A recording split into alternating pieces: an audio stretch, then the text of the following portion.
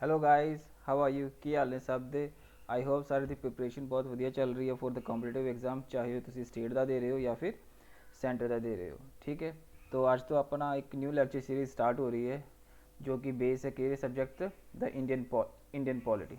ਠੀਕ ਹੈ, ਦ Indian polity ਹੈ ਜਿਹਦੇ ਵਿੱਚ ਆਪਾਂ ਸਲੋਲੀ ਸਾਰੀ ਚੀਜ਼ਾਂ ਨੂੰ ਕਵਰ ਕਰਾਂਗੇ, ਚਾਹੇ ਉਹ ਲੈਜਿਸਲੇਚਰ ਹੋ, ਸਟੇਟ ਲੈਜਿਸਲੇਚਰ ਹੋ, ਪਾਰਲੀਮੈਂਟ ਹੋ ਜਾਂ ਫਿਰ ਪ੍ਰੈਜ਼ੀਡੈਂਟ ਹੋ। ਕਰੈक्ट, पीएम होवे, सीएम होवे या फिर गवर्नर, ईच एंड एवरीथिंग आप सारे इस चीज़ से कवर करांगे। मैं तुहानू दसांगा कि पॉलिटी भी किस तरह पढ़नी है तरीके नाल। ठीक है, so that you can easily recall on the time of examination. So अज का पहला अपना टॉपिक है making of the Indian constitution. ठीक है, सो अपना पहला टॉपिक की है making of the Indian constitution. Making of the Indian constitution के विच आपां की पढ़ांगे, आप देखांगे कि इंडियन कॉन्स्टिट्यूशन किस तरह बनाया गया। सब तो इंपॉर्टेंट चीज़ तो पता होना चाहिए कि यदि डिमांड कितों स्टार्ट हुई, demand of the Indian constitution, each and everything. Then आप वेखेंगे कॉन्स्टिट्यूट असैंबली द कंपोजिशन की है, यदा स्ट्रक्चर की है। ठीक है, member of the constituent assembly, slowly we will go on. ठीक है, सो ये आप अज की पढ़ांगे, ये है सब तो पहला इंट्रोडक्शन। इंट्रोडक्शन के आप वो चीज़ देखा सब तो पहला डिमांड। करैक्ट, मैं तुहानू सारी चीज़ दसूँगा ऑन द टाइम ऑफ जो कॉन्स्टिट्यूशन इंप्लीमेंट होया सीगा। ठीक है, उदों किन्ने आर्टिकल सीगे, किन्नी चीज़ां सीगा, I will tell you those things. And अज के टाइम के की सारी चीज़ां है, I will tell you each and everything.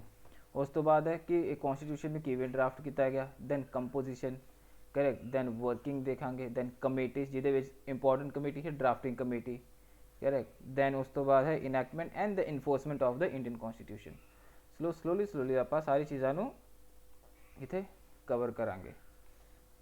ठीक है, सो आप स्टार्ट करते हैं अज अपना जो पहला लैक्चर है इंट्रोडक्शन तो स्टार्ट करते हैं। सो जो कॉन्स्टिट्यूशन इंप्लीमेंट होया सीगा, ठीक है, उस टाइम दे विच किन्ने आर्टिकल, किन्ने पार्ट सीगे अपने को? देयर इज़ अ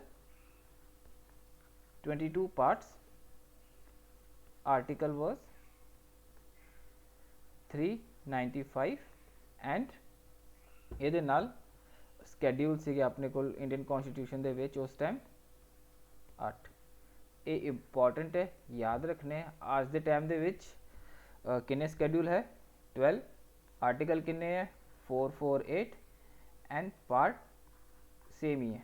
ठीक है, मे बी आई कैन। ठीक है, ये सारी चीज़ें। And one of the most important thing तुसीं मैनूं दसनी है एक कमेंट बॉक्स दे विच कि अजे तक किन्नी अमेंडमेंट कॉन्स्टिट्यूशन दे विच हो चुकी है। ठीक है, इस हाले तक मैंने दसनी है कमेंट बॉक्स, कमेंट सैक्शन दे विच। करेक्ट, ये सारी चीज़ें हैं। तो लेट अस स्टार्ट कि हुण ये डिमांड किस तरह हुई, कॉन्स्टिट्यूशन की जो डिमांड है वो किवें स्टार्ट हुई। ठीक है, कॉन्स्टिट्यूशन असैंबली की शॉर्ट फॉर्म कॉन्स्टिट्यूट असैंबली का CA। ठीक है, ये डिमांड की गई सी bye M.N. Roy. M.N. Roy ने डिमांड की सी पहला ये आइडिया उन्होंने सीगा इन द 1934। ठीक है, फिर 1935 ਦੇ ਵਿੱਚ ਕੀ ਹੋਇਆ? ऑफिशियली, याद रखना वर्ड ऑफिशियली, ऑफिशियली जो कॉन्स्टिट्यूट असैंबली सी डिमांड हुई सी इन 1935 ਦੇ ਵਿੱਚ। ठीक है, after that in the 1938 our first prime minister JL Nehru ji. ठीक है, नेहरू जी ने on the behalf of the Indian National Congress इन्होंने की किया सीगा, इन्होंने कहा सीगा constitution of free India must be frame. ठीक है, जो फ्री इंडिया का है जो आप फ्रेम करेंगे without the interference of outsider. ये चीज़ याद रखना। तो मोस्ट इंपॉर्टेंट चीज़ इन्होंने क्या सीगा कि जो ये होगी elected body on the basis of adult franchise. ठीक है, ये चीज़ इंपॉर्टेंट है।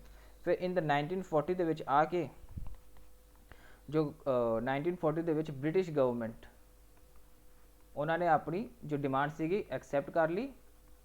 ठीक है, जिन्हों उस टाइम के जाने गया मॉडर्न हिस्टरी के पढ़िया होएगा तुसी, अगस्त ऑफर के नाम नाल जाने गया। ठीक है, इन 1940। सो ये चीज़ें इंपॉर्टेंट ने कि demand of the Indian constitution किवें हुई। ठीक है, ये चीज़ें तुहानूं पता होनी चाहिए फॉर द कॉम्पिटिटिव एग्जाम। ਕੈਰੈਕਟ। ਇਸ ਤੋਂ ਬਾਅਦ ਹੈ ਆਪਣਾ ਇੰਡੀਅਨ ਕੌਂਸਟੀਟਿਊਸ਼ਨ ਨੂੰ ਡਰਾਫਟ ਕਿਸ ਤਰ੍ਹਾਂ ਕੀਤਾ ਗਿਆ।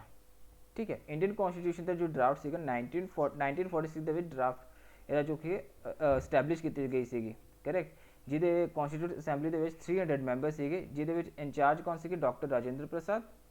ਠੀਕ ਹੈ, ਤੇ ਡਰਾਫਟਿੰਗ ਕਮੇਟੀ ਦੇ ਵੀ ਹੈਡ ਵੀ ਇਹ ਸੀਗੇ ਇਨ ਦ 1947। ਠੀਕ ਹੈ, ਜੋ ਕੌਂਸਟੀਟਿਊਸ਼ਨ ਦੇ ਡਰਾਫਟ ਲੈ ਕੇ ਆਏ, ਇਹਨਾਂ ਦੇ ਵਿੱਚੋਂ ਇੰਨੀਆਂ ਅਮੈਂਡਮੈਂਟਸ ਹੋਈਆਂ ਸੀਗੀਆਂ 7635। ਆਊਟ ਆਫ ਦਿਸ ਥਰੂ ਵੋਟਡ 2473 ਨੂੰ ਕੰਸੀਡਰ ਕੀਤਾ ਗਿਆ ਐਂਡ ਡੈਲੀਬਰੇਸ਼ਨ ਔਨ ਦ ਕੌਂਸਟੀਟਿਊਸ਼ਨ। ਠੀਕ ਹੈ, ਐਂਡ ਦ ਇੰਡੀਅਨ ਕੌਂਸਟੀਟਿਊਸ਼ਨ ਜੋ ਸੀਗਾ ਰੈਡੀ ਹੋ ਗਿਆ ਸੀਗਾ 26 ਨਵੰਬਰ 1945। There is a one fact I am telling you, ਇਹ ਤਿਆਰ ਹੋਇਆ ਸੀਗਾ 2 years 11 months एंड 18 days लगा के अपना कॉन्स्टिट्यूशन जो सीगा रेडी होया सीगा एंड इसमें इंप्लीमेंट किया गया सीगा 26 जैन 1950 ਦੇ ਵਿੱਚ, ਜਿਹਦੇ ਵਿੱਚ 24 ਜੈਨ ਦੇ ਵਿੱਚ ਸਾਰੇ ਮੈਂਬਰਾਂ ਨੇ ਇਸ ਨੂੰ ਇਹਦੇ 'ਚ ਕੀ ਕੀਤਾ ਸੀਗਾ, ਇਸ ਨੂੰ ਸਾਈਨ ਕੀਤਾ ਸੀਗਾ। ਠੀਕ ਹੈ, ਇਹ ਚੀਜ਼ ਤੁਹਾਨੂੰ ਪਤਾ ਹੋਣੀ ਚਾਹੀਦੀ ਹੈ, ਕਰੈਕਟ। ਉਸ ਤੋਂ ਬਾਅਦ ਆਪਾਂ ਕੀ ਪੜਾਂਗੇ, ਇਸ ਤੋਂ ਬਾਅਦ ਆਪਣਾ ਹੈ ਕਿ जो कंपोजिशन की है कॉन्स्टिट्यूशन असैंबली का, composition is very important thing जो कि सानू पता होनी चाहिए। ठीक है, ये जो आइडिया सीगा पुट फॉरवर्ड किया गया सीगा कंपोजिशन ऑफ, ठीक है, ਇਹਦੇ ਵਿੱਚ ਕੀ ਸੀਗਾ line with the cabinet mission scheme ਸੀਗੀ ਉਸ ਟਾਈਮ ਦੇ ਵਿੱਚ, ਇਹਦੇ ਲਾਈਨ ਦੇ ਵਿੱਚ ਬਣਾਇਆ ਗਿਆ ਸੀਗਾ। ਠੀਕ ਹੈ, ਜਿਹਦੇ ਵਿੱਚ ਕੌਂਸਟੀਟਿਊਸ਼ਨ ਅਸੈਂਬਲੀ ਇੱਕ ਬॉडी ਹੋਏਗੀ ਜੋ ਕਿ याद रखना partly elected and partly nominated. ठीक है, एक क्वेश्चन आएगा कि एक मैं क्वेश्चन देना है, एक स्टेटमेंट है, दसना मैंने सही है कि रॉन्ग, करेक्ट और रॉन्ग। ठीक है, स्टेटमेंट ये है कि जो constitution assembly is Holi partly. ठीक है, तो ये स्टेटमेंट की होएगी, रॉन्ग होएगी। होली पार्टली नहीं है, पूरी की पूरी इलेक्टेड बॉडी नहीं है, होली पार्टली इलेक्टेड नहीं है।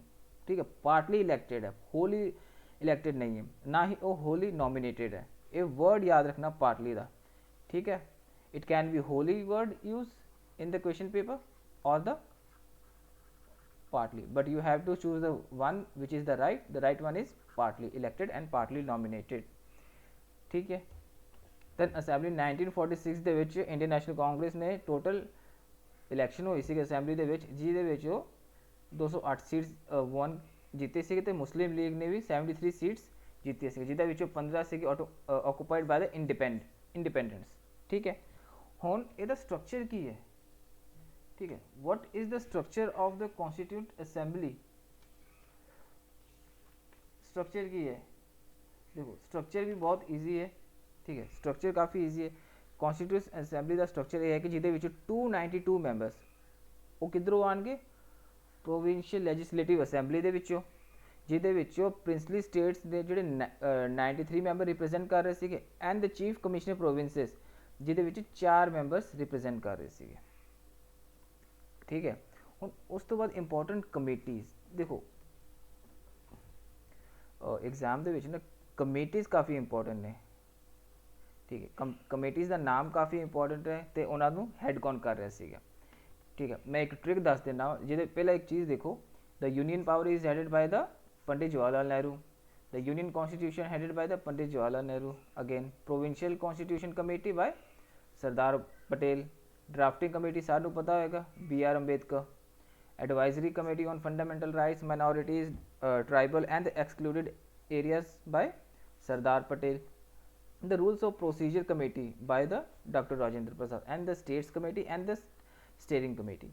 सी डिफरेंट काइंड्स ऑफ कमेटी है, तो इन्हों के आपको कौन हैड कर रहा है वो भी याद करना पेगा। ये एक ट्रिक दस देना मैं कि देखो इतने यूनियन वर्ड आ रहा वा, correct, union power committee and the union constitution committee. जो यूनियन होएगा it's a very powerful word है। ठीक है, तो समझ लो कि यूनियन दे विच कौन राज कर रहा है, पंडित जवाहरलाल नेहरू। तो इस तरीके ना इस तरीके तुसी आप भी ट्रिक बना सकते हो to memorise the things so that कि तुसीं उसनूं एप्लीकेशन कर सको on the time of examination. ठीक है, उस तो बाद है ड्राफ्टिंग कमेटी के मैंबर्स जो कि मैं which is the important thing. ठीक है, special mention drafting committee headed by the doctor BR Ambedkar. ठीक है। ਸੈਟਅਪ ਕਦੋਂ ਹੋਈ ਸੀਗੀ 29 ਅਗਸਤ 1947, ਠੀਕ ਹੈ। ਇਹਨਾਂ ਦਾ ਮੇਨ ਕੰਮ ਸੀਗਾ ਕਨਸਟੀਟਿਊਸ਼ਨ ਨੂੰ ਡਰਾਫਟ ਕਰਨਾ, taking proposal by the different committees, ਠੀਕ ਹੈ। ਤੇ ਇਹ ਅਸੈਂਬਲੀ ਡਰਾਫਟਿੰਗ ਕਮੇਟੀ ਦੇ ਵਿੱਚ 7 ਮੈਂਬਰ ਸੀਗੇ। ਮੈਂਬਰਸ ਦੇ ਨਾਮ ਯਾਦ ਰੱਖਣੇ ਆ, ਇੰਪੋਰਟੈਂਟ ਹੈ। Doctor B R Ambedkar, doctor K M Munshi, Syed Mohammad Saadulla, N Madhava Rao, N Gopalaswami Ayyangar, Alladi Krishnaswami Ayyar and T T Krishnamachari. ये 7 नेम्स ने करेक्ट जो ਤੁਹਾਨੂੰ याद होने चाहिए, क्योंकि क्वेश्चन ਦੇ ਵਿੱਚ मैच द फॉलोइंग आ जान, या फिर वो आए पुछ लें कि हाँ भी ये थले वर्ड्स 4 ਤੁਹਾਨੂੰ नेम्स देते एंड दे पुछ लें कि कौन कौन है ड्राफ्टिंग कमेटीज़ का मैंबर नहीं है, या फिर ये पुछ लें कि कौन ड्राफ्टिंग कमेटी का मैंबर है। इस तरीके ਨਾਲ ਤੁਹਾਨੂੰ आंसर करना पएगा, ठीक है। उस तो बाद की है इनैक्टमेंट।